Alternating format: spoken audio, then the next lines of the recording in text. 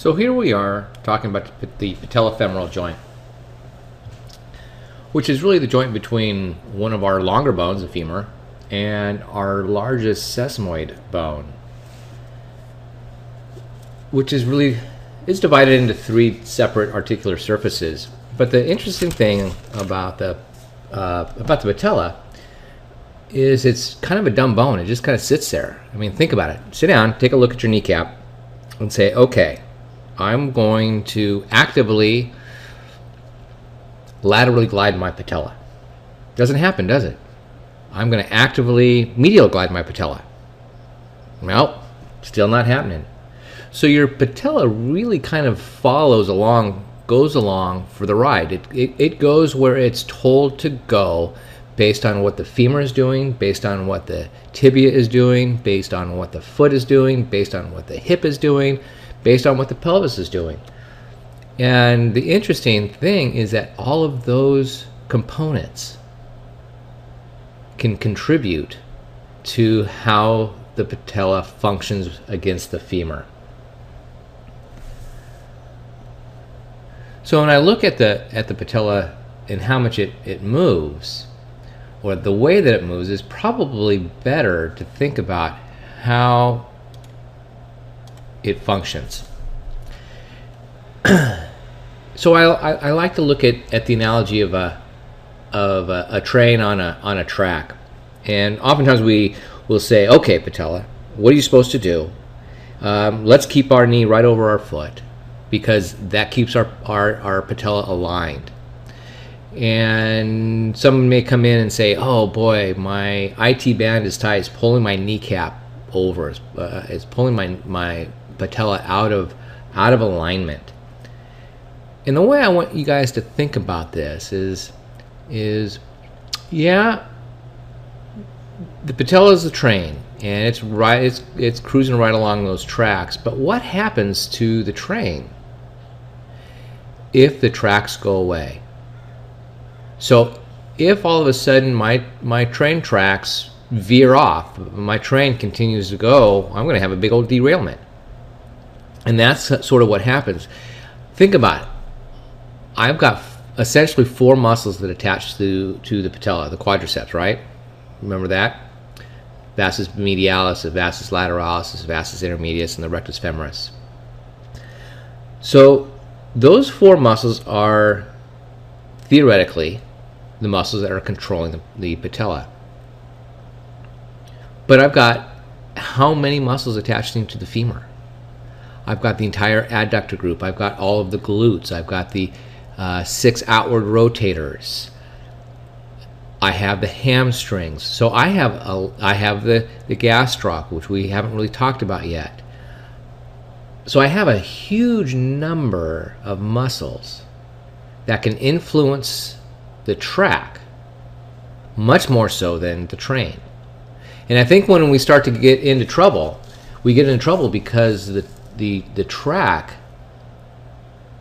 has fallen out of sequence, not the train. So if we can realign the track, I think our train starts functioning quite a bit better. But before we can really look at function, we really have to have a better understanding of the basic anatomy and what things are looking like. And so let's take a look at the patellar articulating surface. The patella is shaped sort of like a triangle. The superior aspect we call the base. The inferior aspect we call the apex. If I flip it over, I have a vertical ridge down the middle. I have a lateral facet, I have a medial facet, and I have an odd facet. And depending on where we are in the range of motion will dictate what component is in contact with the femur. So where does the patella go? Well, when I start and I'm in full knee extension,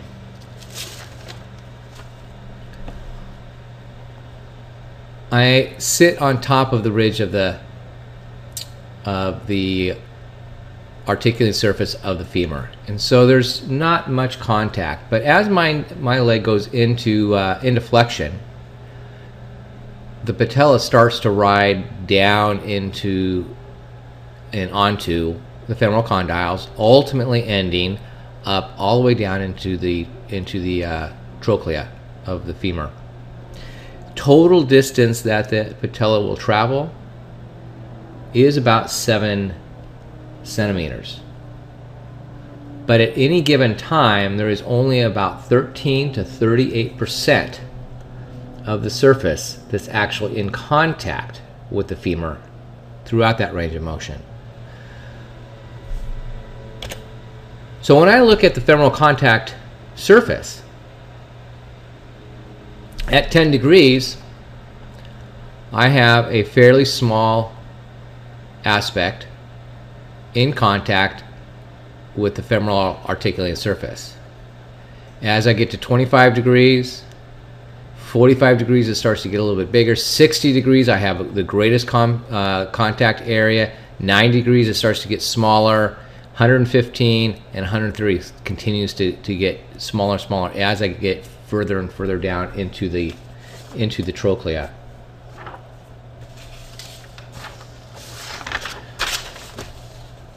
When I look at the articulating surface on the patellar side,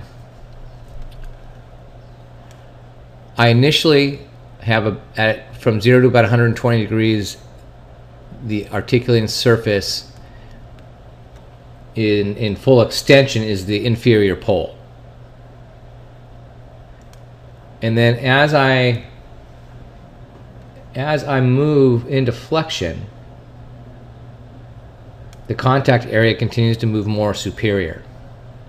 So 45, 90 degrees, it continues to move more and more superior and slightly lateral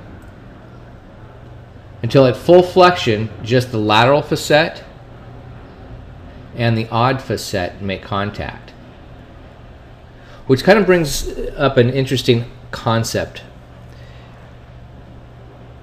We typically say that there is minimal patellofemoral compression forces occurring in full extension, which is true. When we look at the reaction force between the patellar tendon and the quad muscles, looking at the joint reaction force, in full extension, there's virtually there's very little contact load, reactive load through the joint surface. But the concept that I want you guys to have here is looking at the size of the contact area at these various ranges of motion. And what tends to happen as I move into flexion is initially the size of the contact area is fairly large. So I start to see a fairly large area. So if I look at the amount of contact area divided by the load per square millimeter, because I have a larger surface area, is actually can be a little bit less than I have when I have a smaller reaction force, but with smaller contact areas. So it's kind of like taking the end of a paper clip and pushing it into your finger. That pushes pretty hard. It's a little bit painful, as opposed to a pencil eraser, which is much greater surface area. I can push on the pencil even harder, but it doesn't feel nearly as uncomfortable as that paper clip. So looking at patellar surface area and contact area is important when we're looking at joint reaction forces, because we really do want to have an idea of how much joint reaction forces is actually occurring through the patellofemoral joint. So two components, one being the actual joint reaction force, two being the actual surface area of the joint reaction force. So our patella can go through a variety of motions and is stabilized by a number of different structures. So just looking at the motions, the patella can flex and extend. So that would be the superior border coming down and up for flexion and extension. It can tilt along a vertical axis. It can shift side to side, and it can rotate. So there are motions that the patella does, but keep this in mind, as they are not voluntary motions. They're really motions that are following the triplanar motion of the primarily femur with the tibia secondary. So if the femur and the tibia are staying lined up, the patella will continue to tend to stay lined up. But if I have some excessive internal rotation of the femur and relative external rotation of the tibia, the quad and the patellar tendon are no longer lining up. If that tendon ends up here because I have externally rotated the tibia and the quad muscles are moving in that direction, that patella is going to try to follow the femur, and if it can't, that's when you're going to start to see tilts and shifts and rotations. So the patella is stabilized by the medial retinaculum and the lateral retinaculum. There is extensions off of the IT band, which provides support.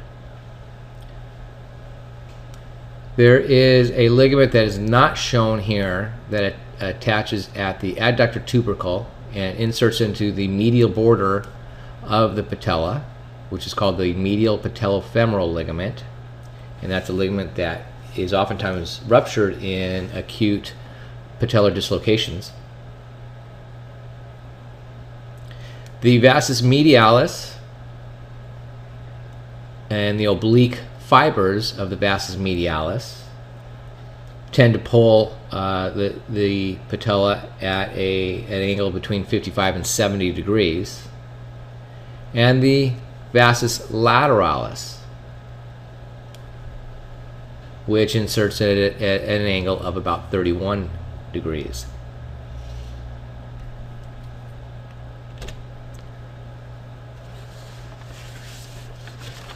So this is the joint reaction, patellar compression force that we talked about, and I look at my big red arrow here as I go into knee flexion. We can see my patellar compression load goes up, my joint reaction force goes up relative to when the knee is straight, and consequently, the articular surface on the patella is about 5 millimeters thick. It's actually the thickest articular cartilage that we have in our body.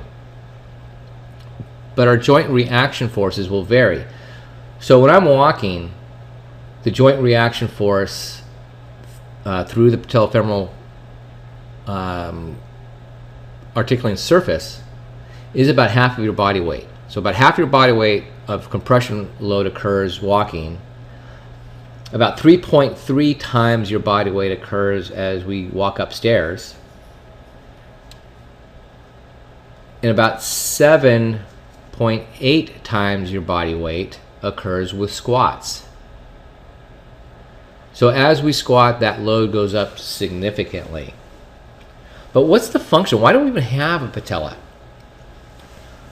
And we can see from the picture that if it wasn't here and our quad tendon came right straight down and attached, our moment arm, our lever, would be much smaller. So its function, the patella's function, is to increase the length of the moment arm for the quads and the patellar tendon, so we can create a greater amount of torque. So what would happen then if I took it out? Well, it increases the moment arm by about 30%. So the theory would be that you would lose about 30% of your force generating function. And that's not a big deal when you're young and fit and playing sports recreationally. You can function pretty well without a kneecap. But I will tell you that as we get older, we start to rely on that moment arm quite a bit more. And I have a patient who I have treated for a number of years on and off for a variety of things. And the first day she walked into my office,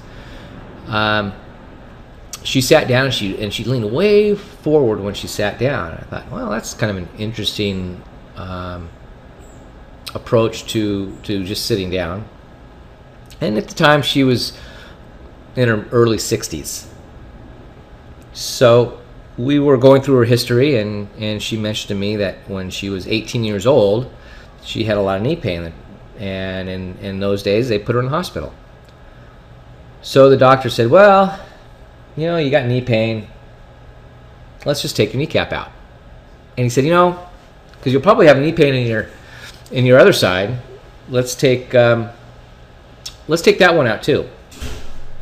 So they took both of her kneecaps out. And I thought, wow, that's pretty interesting. Took your kneecaps out. Well, now, by the time she was in her early 60s, she couldn't do a squat past about 30 degrees and get back up.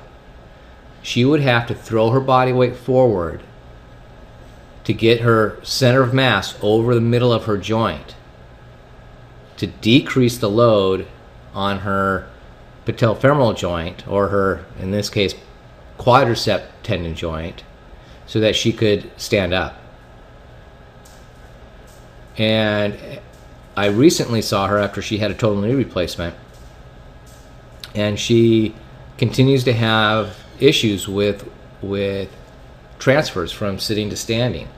And all from her youth, she played volleyball, and she actually even skied on it. But as she got older, she's had to make a significant change in the way that she functions. So that patella plays a pretty significant role in our ability just to get up and down and move and function. So it's a pretty important joint, it's a pretty important bone, and the mechanism is pretty important, and we really want to consider how it works three-dimensionally.